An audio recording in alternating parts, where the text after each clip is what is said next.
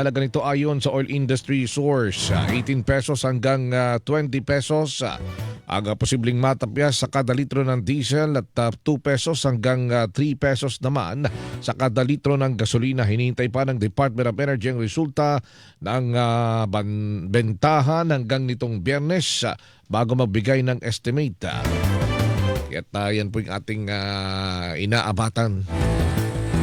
Pero kahit paano, magandang, sabi nga ng iba, magandang pangitain na mga kapuso, no?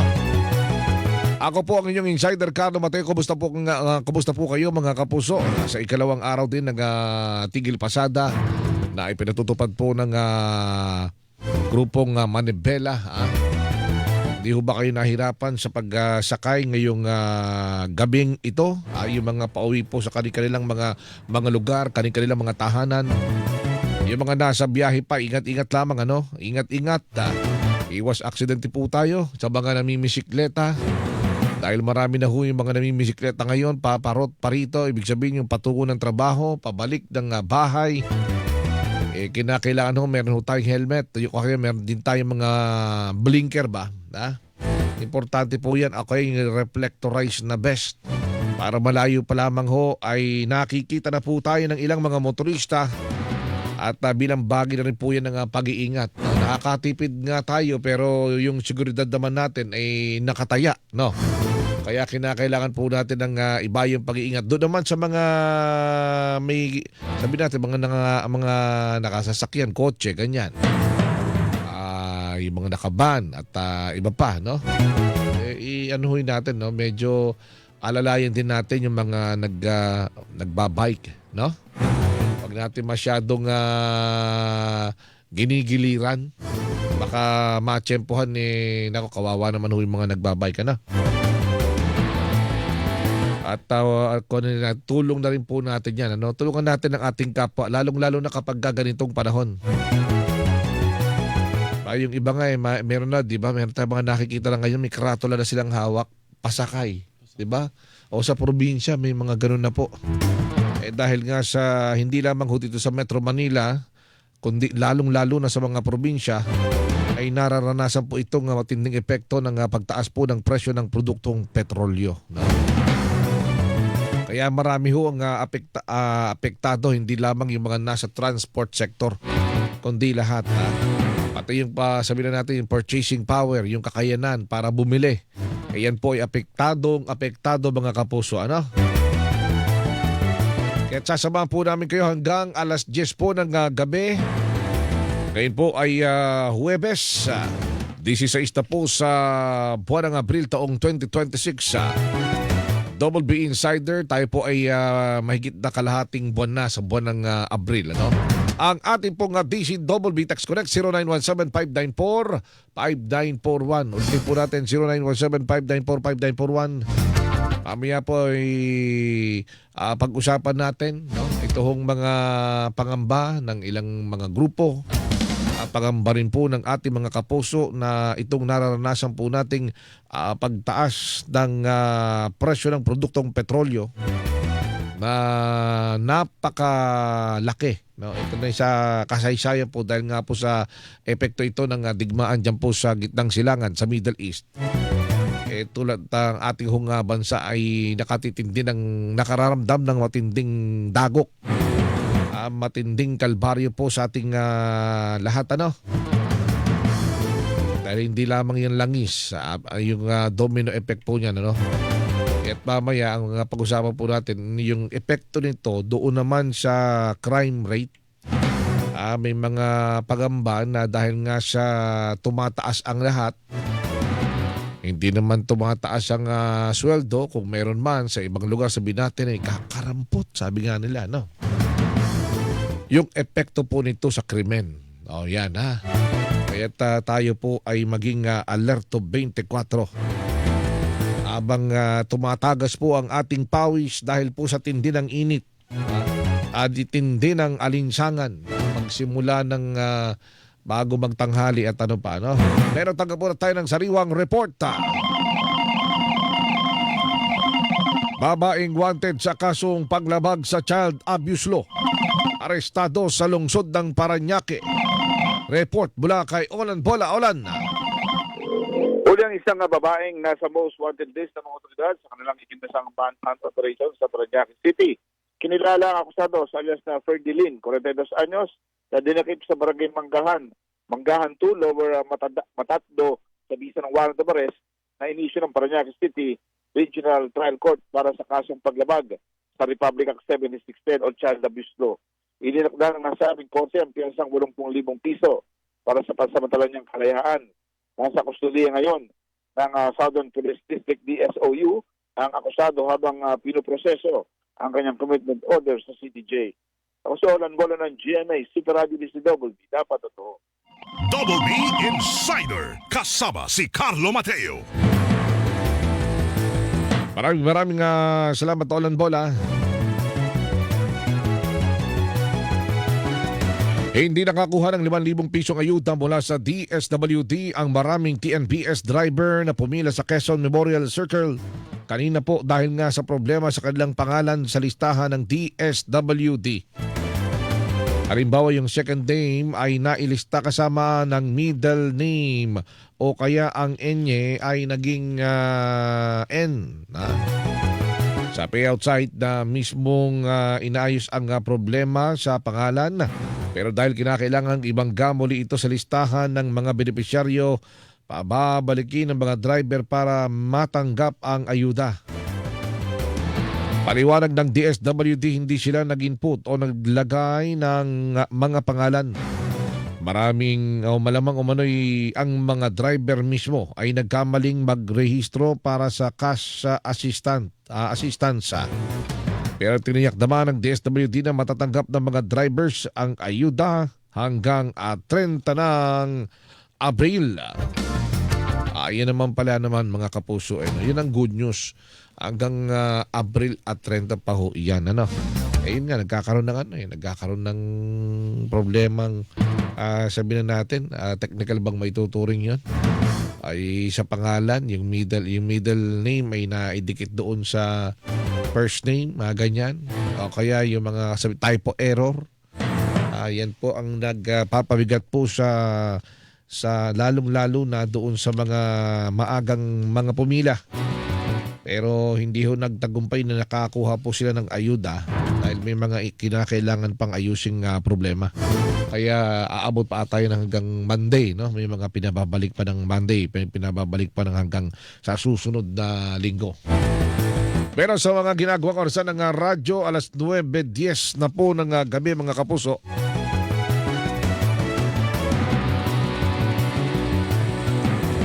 Pinalawig ng 3 buwan ng Land Transportation Office o LTO ang validity ng ma-expire ng lisensya sa pagmamaneho. Ay mga driver's license po natin at rehistro ng sakyan ba bunsod ng idineklarang State of National Energy Emergency.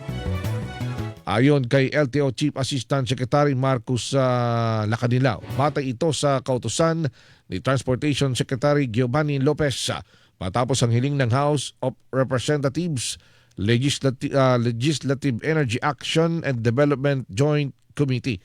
Sakop nito ang papasa ng lisensya at rehistro simula Abril 20 to 26 ay mga mapapaso pala. Mga mapapaso. Yung mga mag-i-expire, no? Pinalawig pa. Kaya't swerte po. Swerte nga naman ng iba. Walang walang penalty yan, partner, Okay?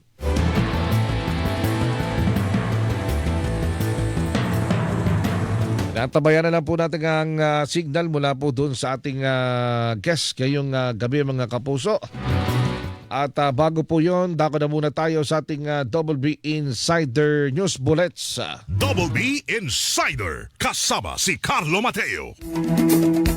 Narito po ang ating Double B Insider News Bullets. Ngayong 16 na po sa buwan ng Abril taong 2026.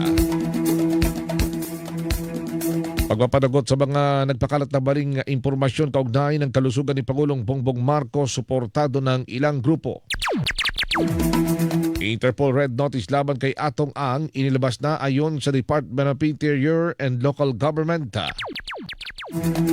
Publiko pinag-iingat ng Commission on Elections sa COMELEC sa nag-aalok ng assistance at naniningil kapalit ng voter registration. Pagpapalawig ng deadline sa paghahain ng income tax return.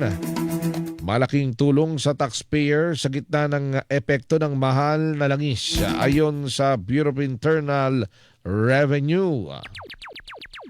Double B Insider kasama si Carlo Mateo. At para po hindi mahuli sa mga balita, sundan ang mga social media accounts ng Super Radio DCWB. Mga kapuso, mag-subscribe sa aming YouTube channel at ipalo kami sa Facebook, sa TikTok at X.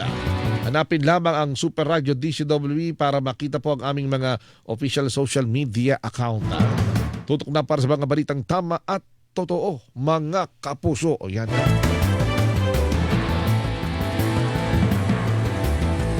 Naghain po si Senador Bam Aquino ng panukalang batas na naglalayon na ibaba sa 10% ang kasalukuyang 12% na value-added tax o VAT sa mga produkto at serbisyo. Sa kanyang Senate Bill 2047, naamyendahan ang umiiral na National Internal Revenue Code para maibaba ang VAT. Ayon sa Senador, may makapagdudulot ito ng kaagad at pang matagalang proteksyon sa middle class mula sa mga epekto rito sa bansa ng krisis sa Middle East at iba pang krisis na sa hinaharap pa. Kapag naibaba ang antas ng VAT, mapapababa umano ang presyo ng mga pangunahing bilihin, transportasyon, utilities at iba pang gastusin na nagbibigay ng ginhawa sa middle class. Bunga nito, maaari umanong maging matatag ang consumer spending sa medium term dahil nga magkakaroon ng dagdag na perang panggagastos sa mga kabahayan na magpapasigla naman sa economic activities. Bago si Aquino, nauna nang sa kanyang naghain ng partikular para sa pagpapababa ng VAT sa 10% si Senador Mark Villar, habang may kanya-kanya ring panukala sina Senators Loren Legarda, Erwin Tulfo, Chis Escudero, Rodante Marcoleta, Amy Marcos at Pia Cayetano para sa suspensyon o kaya ang pagbaba ng VAT sa petrolyo, gamot at kuryente at iba pang produkto. Samantala, batay sa pananaliksik po ng GMA News Research, Pilipinas at Indonesia ang may pinakamataas na VAT sa Southeast Asia ng na 12%. Inigan pa ng GMA News. At nang komentong Department of Finance sa panukalang ibaba ang VAT. Pero nauna nang sinabi ng Pangulong Bongbong Marcos na petroleum market lang ang makikinabang sakaling alisin ang VAT sa mga produktong petrolyo. Oras po natin ay alas 9:15 na po ng gabi, mga kapuso. Nasa tingali niya na po ang ating unang-unang bisita ngayong gabi. At ito may kinalaman nga po dito sa usapin po ng sabihin natin ng pangamba ng ilan na magkaroon po ng sabihin natin increase o tumaas po yung mga krimen kaugnay po ng patuloy na pagtaas ng presyo ng produktong petrolyo dahil nga po sa gera. Pero dito nga next week may pagbaba na naman kahit papano, no? Sa ating linya si Sir Boy Arsenio Boy Evangelista, ang Pangulo po ng Volunteer Against Crime and Corruption o BACC. Magandang gabi po, Sir Boy Evangelista. Welcome po muli sa Double B Insider.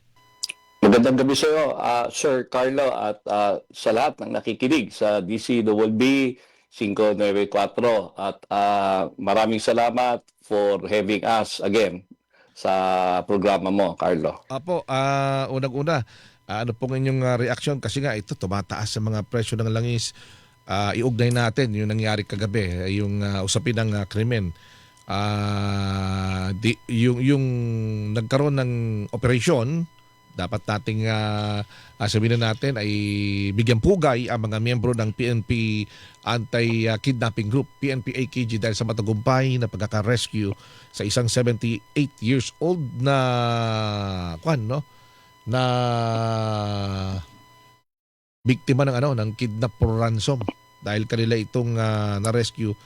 Yun nga lang, doon sa mga suspect sa apat na patay, dalawa ron yung sinasabing mga dating pulis. So, may ugnay natin yung krimen, ano? Doon sa mga nangyayaring. Ano ang unang-una reaction dito ng Volunteers Against Crime and Corruption? Unang-una, Carlo, isang to the men and women ng PNP, specifically itong AKG, Anti-Kidnapping Group, saludo po at we give them recognition where recognition is due. At yun nga lang, sa kabila nun, yung dalawang miyembro dismiss men in uniform, no, miyembro ng kapulisan. So nakakalungkot din, ano, at ganun pa man, ang suggestion nga namin, pag may mga dismiss ng mga men in uniform, dapat minomonitor yan eh. Una, nawawalan sila ng trabaho, hanap buhay, at meron silang mga kakayanan, may mga skills na continue. Kaya nga dapat mag-create ng unit, kunyari mga 100 or 1,000 dismiss mga kapulisan po natin or other LEAs, no, law enforcement agency, dapat merong isang unit na nagmo-monitor po dyan eh. Kamusta yung livelihood nila, kamusta na yung whereabouts nila, activities nila, because they have the skills eh, no? Nandiyan pa yung mga uniforme nila at nandiyan pa yung mga tsapa nila kung hindi pa nasusurrender at they can easily use their skills sa ganito. So, kailangan mayroong isang monitoring group dito sa mga dismissed law members ng LEAS. Yun nga, lately, parang kanina sa balita, meron na naman sa Calabar Zone ata, no, mga dismissed police officers. And ito naman, Carlo, nangyayari to talaga for the past many years. Karamihan ng involved mga dismissed inactive, yung minsan active pa, no, na police officers na nag-engage sa mga ganitong serious focus crime ang tawag ata natin dito, no, yung mga serious crimes. So yun nga, baka it is about time na pag may na-dismiss, kailangan na tatrack nila yan or alam nila kung ano yung mga activities niyan. Kasi nga, yun nga, again, we go back do sa mga possible na ma-involve sila sa mga ganitong major crimes. Dahil yung kagabi nga, doon nga sa initial report ng PNP Anti-Kidnapping Group, nakasali sila doon kasi dalawa pa sa napatay, may mga dati ring record, no? Mga criminal record. So nakipag-ugnayan sila doon at nakapagsagawa rin ng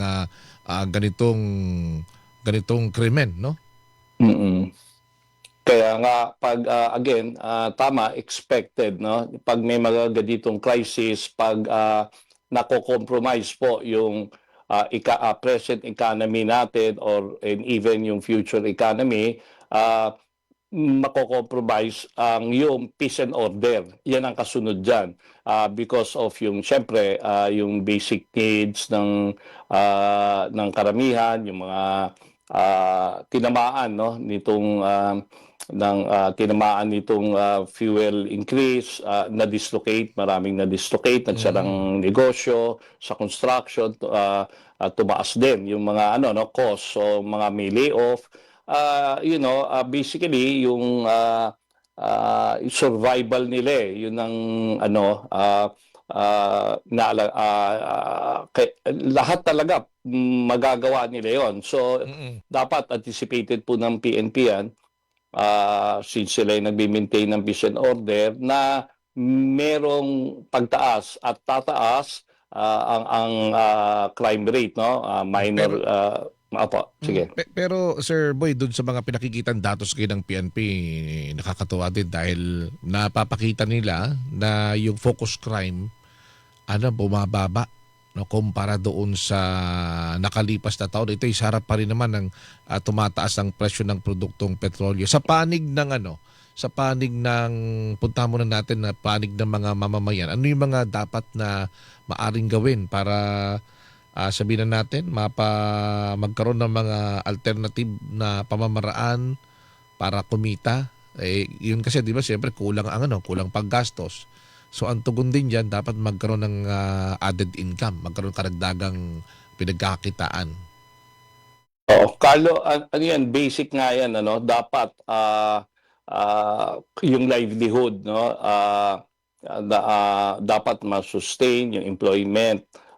Kasi nga, sa pagtaas ng bilihin, taas ng ano, maraming malilay-off dyan, mawawalan ng Mm. trabaho. So, kailangan mismo ang gobyerno natin ang maglatag ng platforms kung paano maia-absorb yung ganitong ano no financial crisis sa lahat ng level. Mhm. Lalo na yung sa yung mga yung nasa laylayan kasi sila talaga ang naapektuhan dito yung Mm. mga may kaya, yung may mga financially equipped, hindi naman sila masyadong affected dito. So doon nakikita nga natin. So yung national government, department heads, agencies should act on this, no, maglatag sila ng platforms para yung ano nga yung pagbaksak kasi ng economy natin slowly diyan din tataas ang crime rate. Remember, Carlo, pag mga may pag malapit na ang Kapaskuhan, mga holidays, Christmas season, Mm. Mm. talagang tumataas din, ano? Kasi nga financially gusto nilang ano ma-equip din sila to celebrate yung season.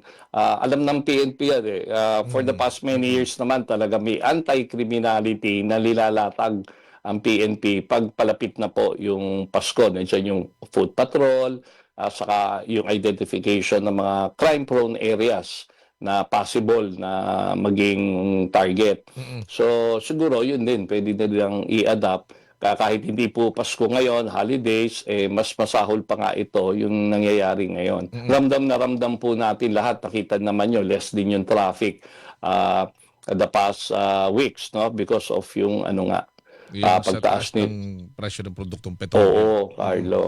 Sir Boy, sa inyong may kipag-ugnayan sa PNP, sa panig ng BICC, meron pa tayong mga namomonitor ng mga polis sa ilang mga polis, grupo ng mga polis na involved pa rin, sabihin na natin, medyo vertical yung lakad, medyo kakaiba yung lakad. Tulad ditong nangyari nga kagabi, di ba? Naging matagumpay yung operasyon, pero yun nga, nalantad naman, lalo't meron pa isang sasakyan na iniwan yung grupo sa panig na ng Adriatico Street, tapat ng tapat lang ng Rizal Stadium. Yung sasakyan iniwan nila, may baril, merong pera, daming pera eh. Tapos nandun yung mga gamit ng mga polis. May baril, may mga bala, uniforme. Meron pa bang sa inyong monitoring, may mga ganito pa ring mga lakad? Ah, Iba pa na oh, mga miyembro ng PNP?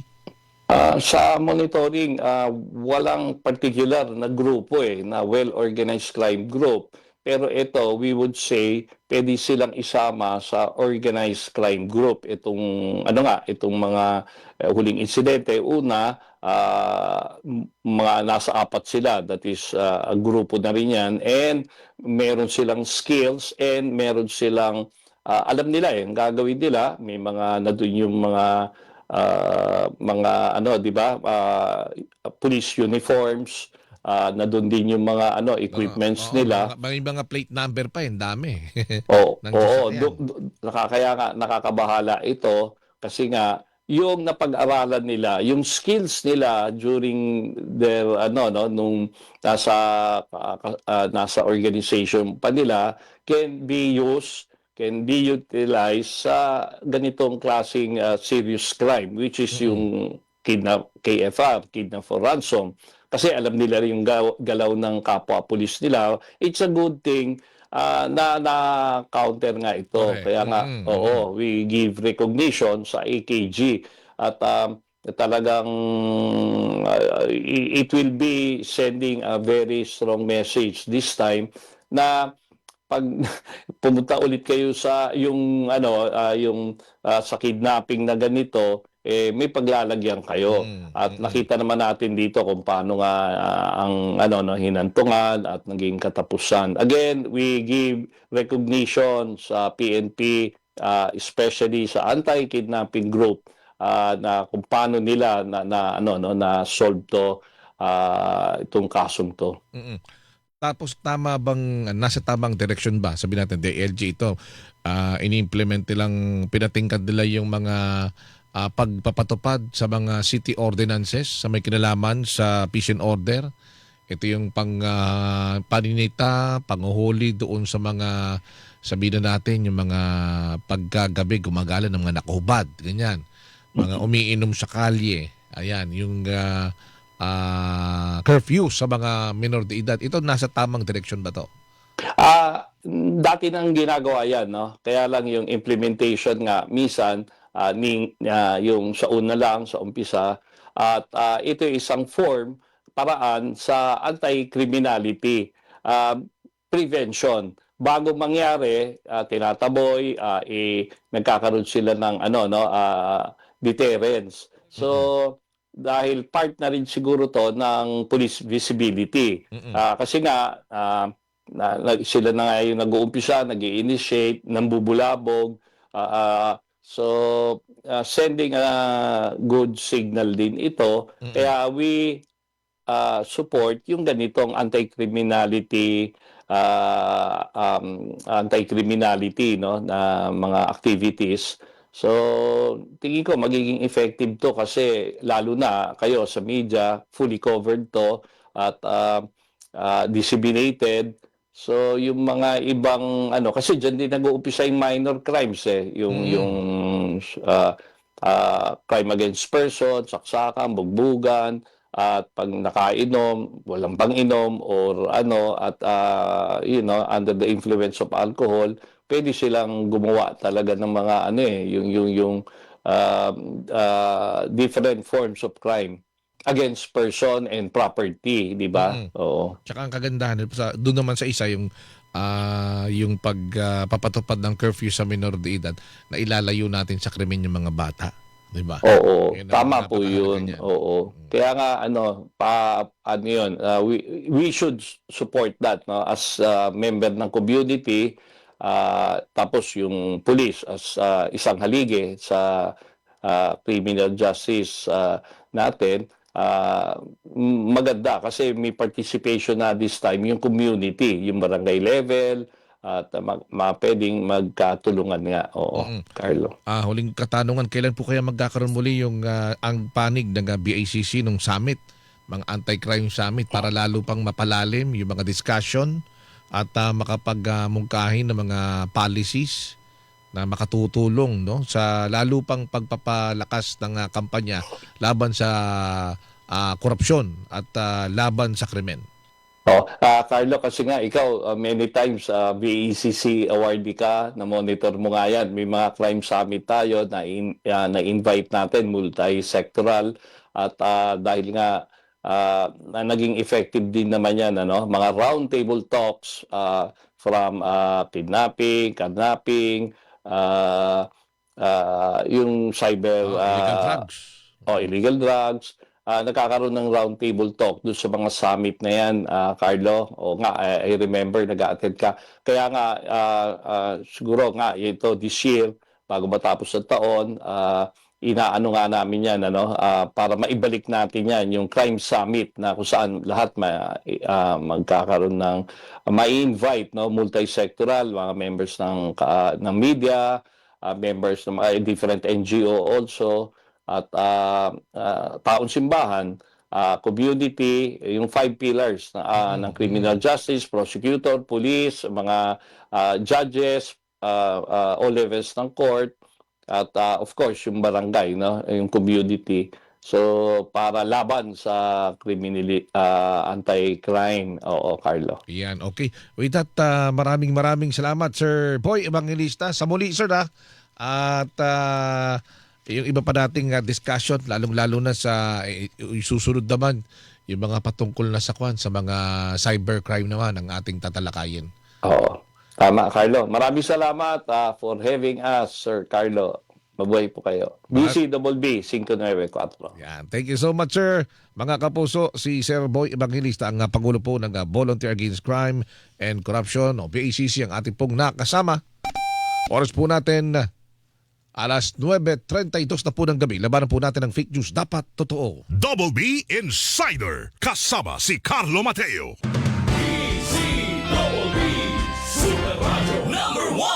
Hala, nagkabuhol-buhol na. Ay, makapag-sound trip na nga lang muna. Kaysa ma-stress lang ako sa traffic na to. Ganyan ang Pinoy. Ang Pilipino, mapagtimpi. Isang paalala mula sa MX3, naniniwalang mabuti ang Pinoy.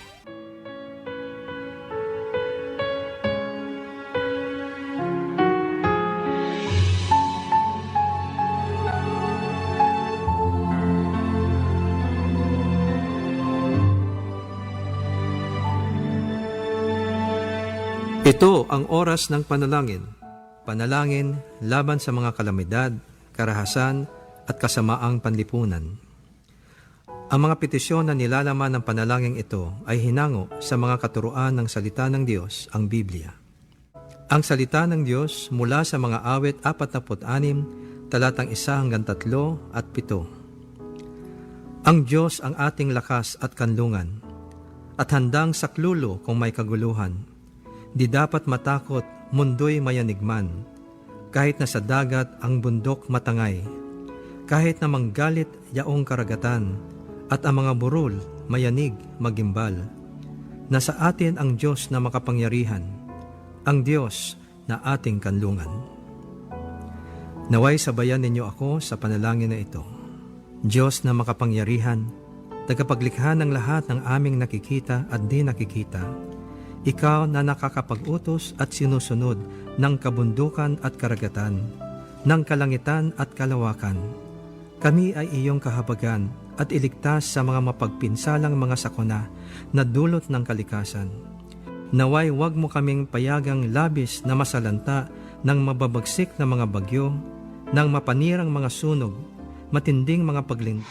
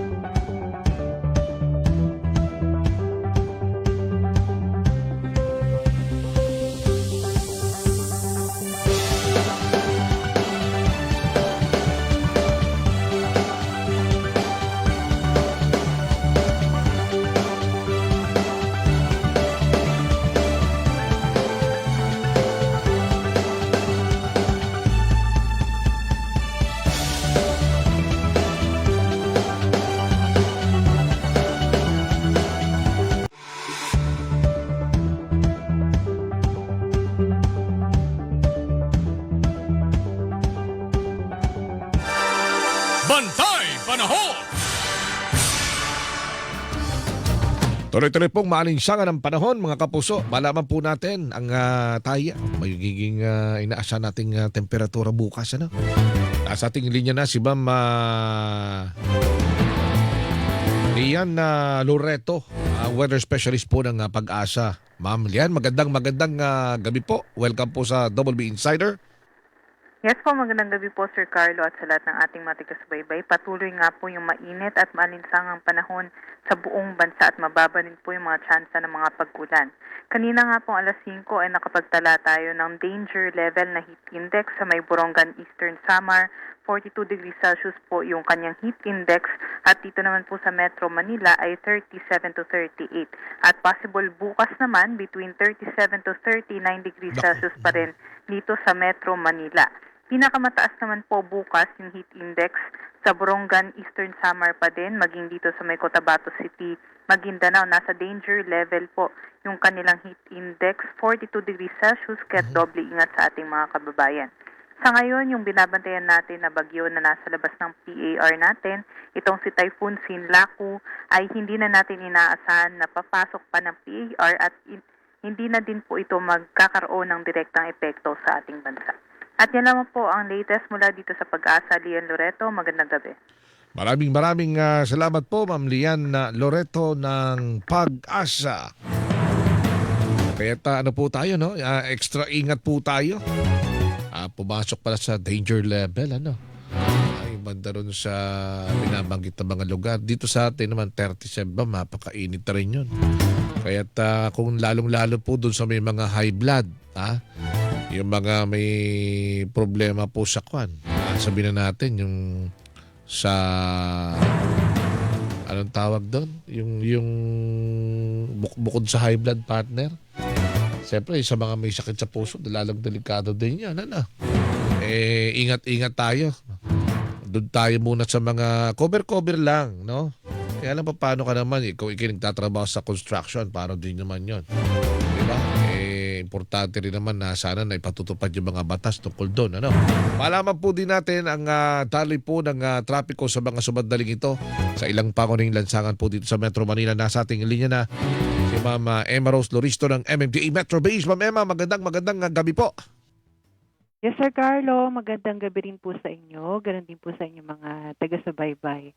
Sa mga oras po na to, ang sitwasyon ho ng traffic sa bahagi nitong EDSA sa mga pa-southbound direction kung galing po kayo ng Balintawak, nananatiling maluwag at tuloy-tuloy po yung daloy ng traffic po dyan. Wala rin po tayong monitored na any traffic build-up.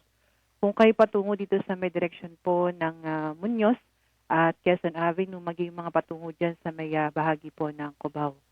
Light to moderate naman mula dyan sa may Main Avenue, paakit po kayo ng Santolan flyover. Pero after po nyan, maluwag itong patungo po ng Ortigas. May kaunting pagbagal approaching dito sa may Shaw Boulevard Crossing. Pero after po niyan, tuloy-tuloy yung takbo ng mga sakyan, patungo kayo ng Boni. Muling makakaranas ng bahagyang pagbagal approaching po dito sa may bahagi ng Guadalupe Bridge. Sa mga patungo naman po ng Makati dyan sa may Buendia, light traffic po yung sitwasyon, pero approaching dito sa may intersection ng Ayala ay may kaunting pagbabagal at maging dito sa may bahagi po ng Pasay Road Arnaiz. Sa mga patungo naman po ng Pasay, light to moderate yung sitwasyon approaching dyan sa may bahagi ng Taft Avenue. Ang EDSA northbound lane, moderately moving mula dyan sa may Double Dragon Plaza, patawid po kayo ng EDSA Rojas Boulevard, maging dito sa may bahagi po ng Park Avenue hanggang makarating ng tramo. Balawag naman po after nyan kung kayo patungo ng Magallanes at pagsapit dyan sa may bahagi po ng Ayala, moderately moving sitwasyon, at may kaunting pagbagal pa rin patungo kayo ng Buendia hanggang dito sa may bahagi ng Kalayaan, Makati. Mula naman dyan sa may Boni, makakaranas pa rin ng katamtamang pagbabagal, patungo po kayo ng Mega Mall at Guadix Drive. Sa mapagawin naman po ng Cubao area, mula dyan sa may bahagi ng Santolan, moderate traffic yung sitwasyon yan, hanggang makarating po kayo ng Aurora Boulevard. Pero after po nyan, tuloy-tuloy yung patungo po dyan sa may direction po ng Nepa Q-Mart, maging mga pagawid dyan sa may area po ng Quezon Avenue at SM North EDSA. Wala naman po tayo monitor na any traffic build-up kung kayo patungo po ng Balintawak area. Sa mga oras na to, wala rin po tayong naiulat na anumang aksidente. Para po sa karagdagang impormasyon, traffic advisory or any emergency assistance, maaari po kayong tumawag sa ating MMDA hotline 136. Mula dito sa MMDA Metro Base, ito po si Emma Rose Loristo. Magandang gabi. Maraming salamat po, Ma'am Emma Rose Loristo ng MMDA Metro Base. At sa mga ginagawa pong orasan ng radyo, alas 9:43 na po ng gabi mga kapuso. Abay batiin din po natin ng happy birthday yung mga nagdiriwang ng kaarawan ngayon. Gayun din po ang mga nagdiriwang ng kanilang anibersaryo. Happy anniversary. At kaya lang pagka rush hour, lalo sa hapon partner, di ba sa aming pag-iikot, napapansin mo talaga dami yung mga nahihirapang sumakay pa uwi. No. Kawawa yung mga, lalo yung ibang kababaihan na hindi marunong mambalya. Dito kasi lalong-lalo kapag siguro yung mga estudyante, yan, nasasanay yan. Maayos ang kanilang mga uniforme, planchado, di ba? Bagong goli. Pero kumbaga press na press, ganyan, mga polvo pa. Pero pag uwi niyan, warrior na yan. Oh. Dahil pagpasok pa lang nandyan na yung pakikipagbalyahan eh. Oh, di ba? Medyo yung siko mo bakit kaya sabi ko kinakailan? Ito namang iba kasi, ewan ko ba? Ayaw naman paunahin yung mga babae. Kasi ba hindi, pantay na ngayon eh. Bigyan kawawa din naman para naman makaupo ng maayos lahat. Kasi pag pumarada yung jeep, hindi naman yung jeep ngayon katulad ng dati na marami talagang bumabiyahe. Kahit sabihin yung walang tigil pasada, nabawasan ho naman talaga yung mga PUB na bumabiyahe. Dahil nga lugi nga po sila pagka sila'y babiyahe ng ganito kataas po ang petrolyo. Napakatindi naman noon ang itaas. Buti nila kahit paano may ayuda. Dangan nga lamang, hindi naman lahat din kasi na mabibigyan ng ayuda. Halimbawa may mga kanya-kanyang ruta. Halimbawa itong Anonas Lagro sa kanilang membership mahigit 4 na po lamang yung pasok doon sa doon sa Tupad Biyahe program. At sabi nga nila kahit na 30 days yung program, sila daw parang 20 days lang sila kasali. Kasi parang yung iba mapupunta naman doon sa iba na mga nasa ibang mga lugar. Ganun pala yun Pwede palang gawin yun. Nakala ko talagang 30 days silang matutulungan eh. At after 10 days kasi doon nila matatanggap yung pinaka-sweldo nila. Bukod doon, siyempre may kita pa sila yung mga binabayad pa ng mga pasahero. Yan So yan po yung ating yung binabanggit natin, kalbaryo ng mga manggagawat, mga mag-aaral. Araw-araw yan. Kanina nagkaroon pa ng aberya ang di ba? Ang LRT Line 1 ba yun? Partner? Kaya daming problema. Pero hindi dapat tayo mapako lamang dun sa problema. Dapat mapagtuunan po natin ano yung maaari pa natin gawin. Paano natin susolusyonan ito? Ayan Gawa tayo ng paraan para madagdagan po yung ating, sabi natin yung pagkakakitaan. Marami naman, lalo ngayong summer. Gawa tayo ng mga small and medium livelihood. Pero tanggap tayo ng isang flash report, mga kapuso. DZWB Flash Report! Makinig po kayo mga kapuso sa balitang ito. Hatid po ni Tuesday New. Pangulong Bongbong Marcos kinumpirma na naaresto na si dating Congressman Saldico sa Prague, sa Czech Republic. Report mula kay Tuesday New. Tuesday. Nahuli na si Saldico. Ito ang kinumpirma ni Pangulong Ferdinand Marcos Jr. sa kapopost lang na sa kanyang social media ni Pangulong Ferdinand Marcos Jr. Ayon sa Pangulo, si Ko ay nakadetine ngayon sa Prague matapos na tumawid sa Czech Republic ng walang kaukulang dokumentasyon. Ngayon ay nasa kustodiya na si Ko ng Czech authorities. Ayon sa Pangulo, nakikipag-ugnayan na ang pamahalaan sa Czech government para matiyak na lahat ng legal na proseso ay masunod at isaayos yung kanyang pagbabalik dito sa Pilipinas sa pinakamabilis na panahon. Ayon kay Pangulong Marcos, ay ipagbibigay alam nila sa publiko ang anumang development hinggil dito. Meron pa bang ibang detalye? May kasama ba siya nung siya'y Yun lang. mahuli? Ayun lang. So far, confirmation pa lang ito mula kay Pangulong Ferdinand Marcos Jr. Yung detalye niyan, wala pa. So palagay ko naman ay binubuo pa nila o kinukuha pa yung buong detalye ng pagkakaaresto dito kay Kaloy. So basta't may development, ay ihatid natin sa inyo. At saka kung sino yung team na susundo.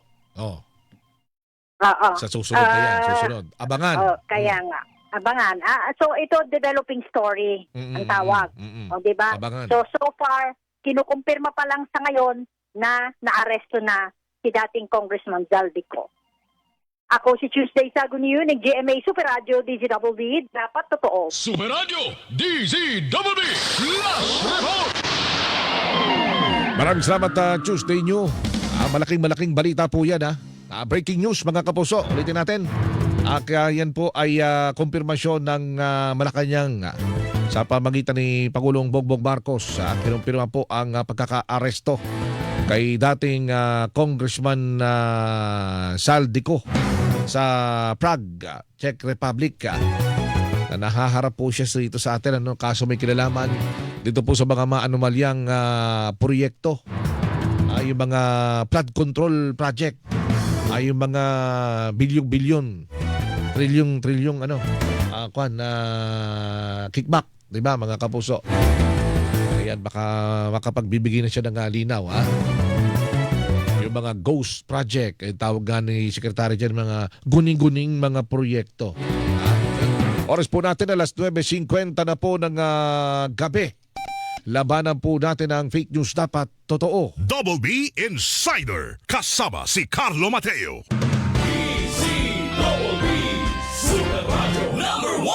Mga kapuso, si Weng de la Peña po ito. Tuloy-tuloy lang ang aming paglilingkod po on air at online upang lahat ng dapat niyong malaman tungkol sa kaganapan sa ating bayan ay agad niyong nalalaman. Nang buo sa detalye at buo sa katotohanan. Dahil ang Super Radio DZWB ay walang kinikilingan, walang pinoprotektahan. Noon at ngayon, serbisyong totoo.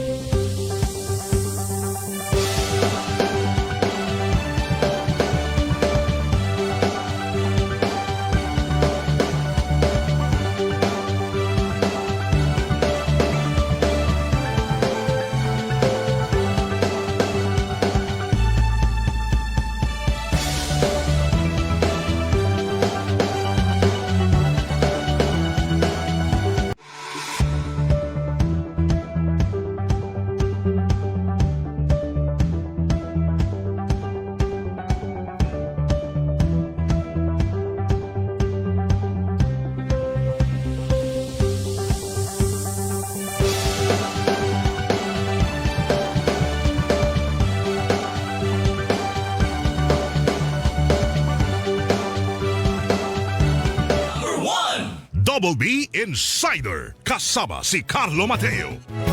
Sa mga ngayon pa lamang ho, nagbukas ng kanilang radyo, meron hong breaking news mga kapuso. Mula po kay Pangulong Bongbong Marcos, mula po sa Malacanang, kinumpirma na naaresto na si dating Ako Bicol Party List Representative Saldico sa Prague o sa Prague. Sorry sa Czech Republic dyan sa Prague. Patawid pa lang. Yun pa lang info. Wala pa hong iba pang mga detalye kaya abangan po natin ang iba pang mga detalye kaugnay po nitong breaking story po na ito. Itong breaking news na ito mga kapuso. Dumagdag sa kalbaryo ng mga commuter sa pangalawang araw ng tigil pasada ng Grupong Manibela ang aberya sa LRT1.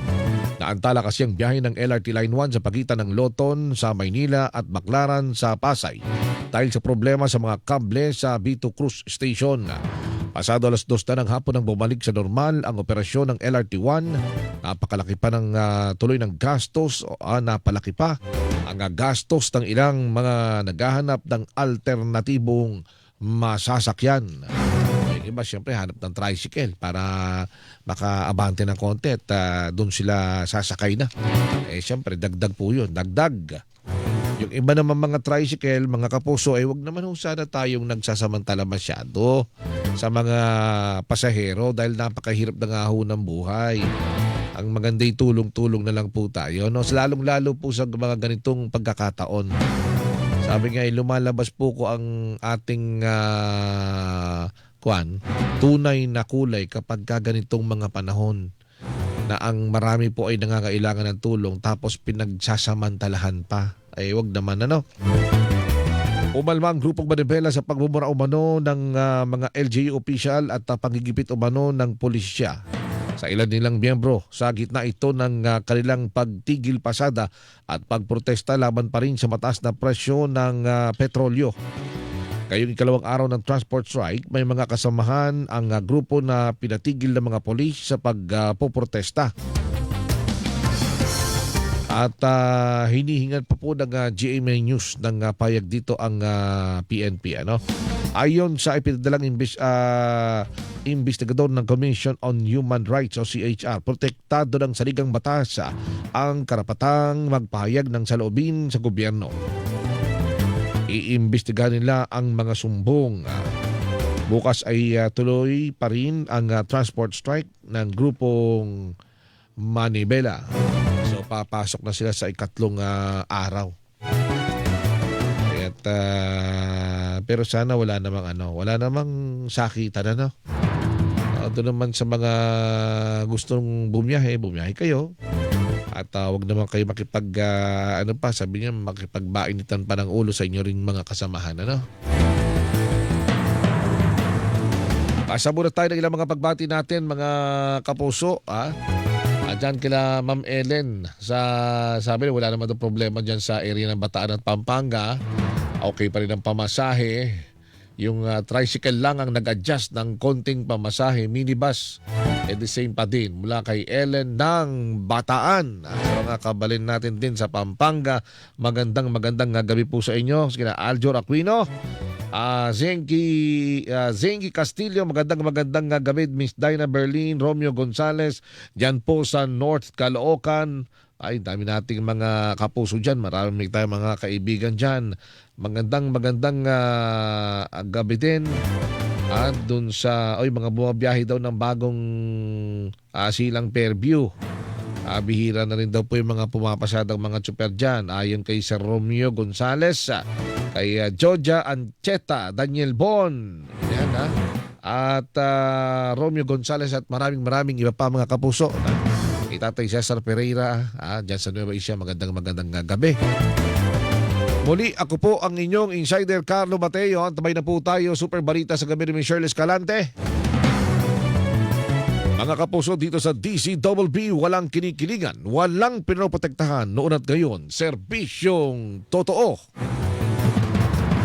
Inyong natunghay